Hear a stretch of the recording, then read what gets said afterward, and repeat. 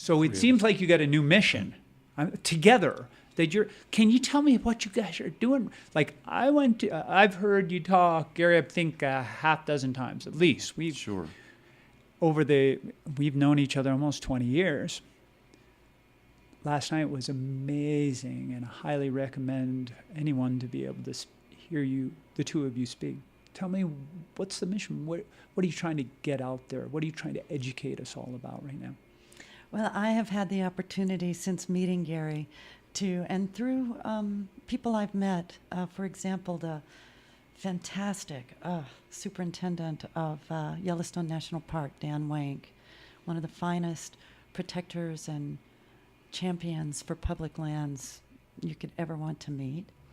He has, and his colleagues have brought me in to help that organization with different issues, from resolving conflicts to planning programming and departmental organization to dealing with workplace safety and health.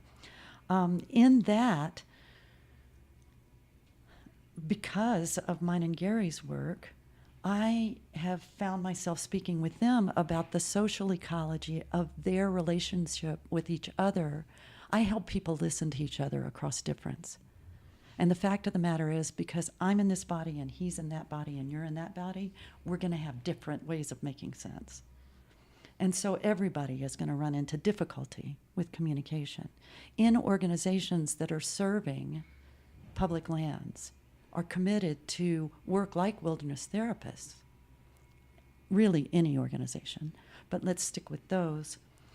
If you wish to truly be of service, you must attend to the relational ecology, to the ecology inside yourself.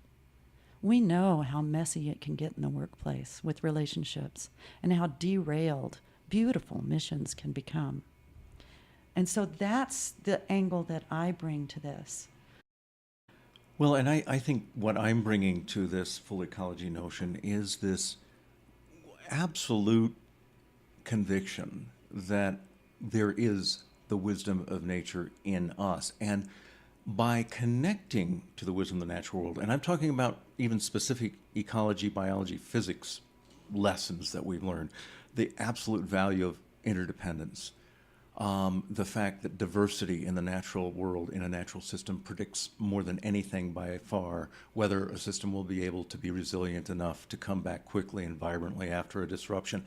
Those aren't just lessons that operate in the natural world, they operate in the human world as well. And so in terms of what Mary's talking about as far as relationships, at the point we mend this rift, this cleft between us and the natural world, we gain access to a tremendous level of reassurance, a tremendous amount of inspiration and intuitive power about how to act in a given situation.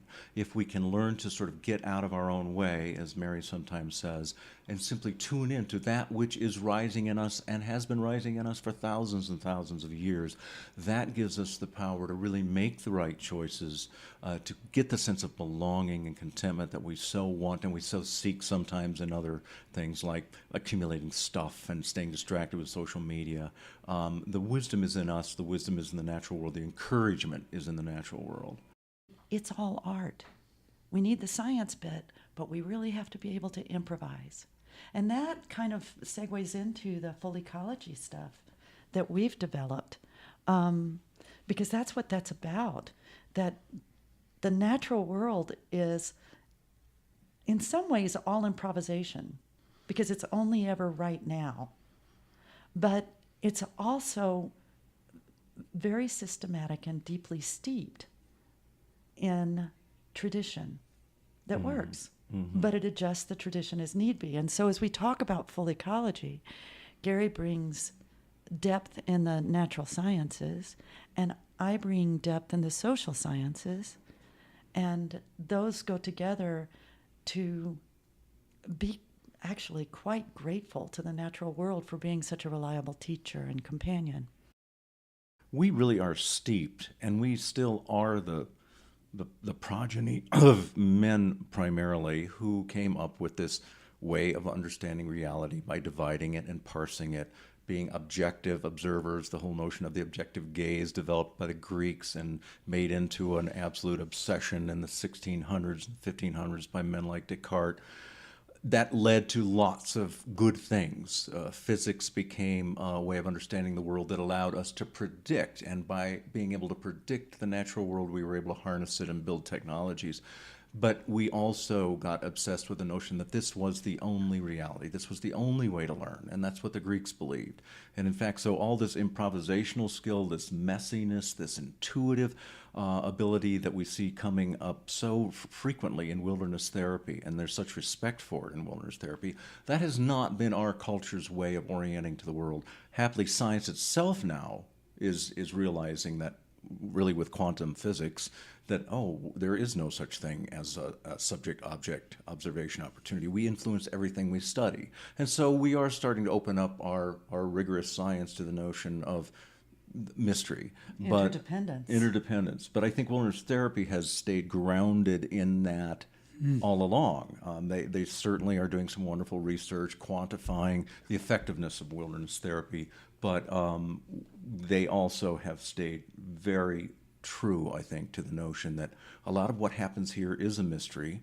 It's messy. We see that it works, and we get the feedback from the students and our staff that it's a beautiful thing, but we don't entirely know why, and that's okay. Yeah, and I think that's an empiricism that is vital to validate, to recognize in wilderness therapy, because there's an empiricism that comes from admitting that there's a bunch of mystery out there, and at the same time we can understand some things. So this separation, and we understand from our individual experience, the separation that Gary is speaking about became codified in epistemologies in ways we make sense. Yes. And it then got filtered through our lovely frontal lobes, bless them. I mean, I'm glad I've got a frontal lobe, but it's a tool. It's not necessarily the truth. But what we know from our own history, the three of us have European ancestry, what we know from that ancestry is that it got translated into things like the doctrine of discovery, manifest destiny. If I stand there, I own it. After your talk last night, I had a hard time sleeping because it was just so, it made me think so much. And so one of the things that you're saying that's counter, or not counter, but I call this podcast Stories from the Field, Demystifying Wilderness Therapy. I want to say right now, I will never completely be able to demystify it, except that there's mystery, there's magic in this field that we are not going to be able to quantify. Because this is what I'm hearing from you, that quantifying everything, it's impossible. So just accept. And please also understand, I am into the facts. I think of myself, I said this to my students, and it was helpful when I realized it this way, as an empirical mystic. And if you think about what's happened in quantum mechanics or quantum physics, and in even looking in biology at this question of the missing link, these scientists get really close, and they think, we've got it. And then the whole universe opens up. And they've got a little bit, that's a cool answer, but there's all this, it just goes whoosh, over and over again. So I'm going to challenge now. So how would you, Mary, I want to start with you because Gary has had much more exposure to the field. How would you define, in your opinion, or wilderness therapy? What is it? I think it's a deft weaving, and that the weaving then is a skill that supports being in the wilderness that is the wild experience of a lifetime.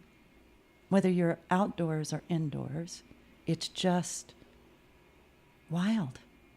There are so many things you can count on, and that's part of what the grounding myths and the relationship that Gil Hollows talked about last night that we all are drawn to.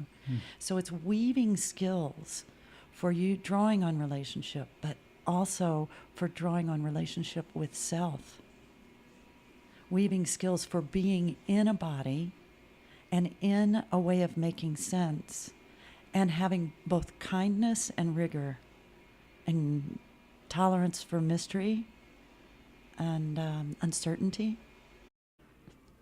So, Gary, what is your definition of wilderness therapy based on your experiences? Well, my definition of wilderness therapy continues to evolve happily. Through my relationship and work with Mary in service of full ecology, I have come to understand and appreciate more the wisdom of nature that resides in us. What Mary and I are doing a lot of is to try to mend the rift or establish or rekindle the kinship that exists between human beings and the natural world. That too is such an artificial parting that can also be traced to some extent to the Greeks and certainly to the Cartesian science. We are humans and that's nature. But nothing could be further from the truth. The wisdom that resides in nature resides in us, and I think wilderness therapy is about employing that connection to become available as a powerful tool for the individual to heal themselves, to find their calling, to establish peace and contentment, to be generative in the world, to mentor themselves and others. And I think wilderness therapy achieves all that and more by virtue of its ability to kindle in the individual that natural wisdom.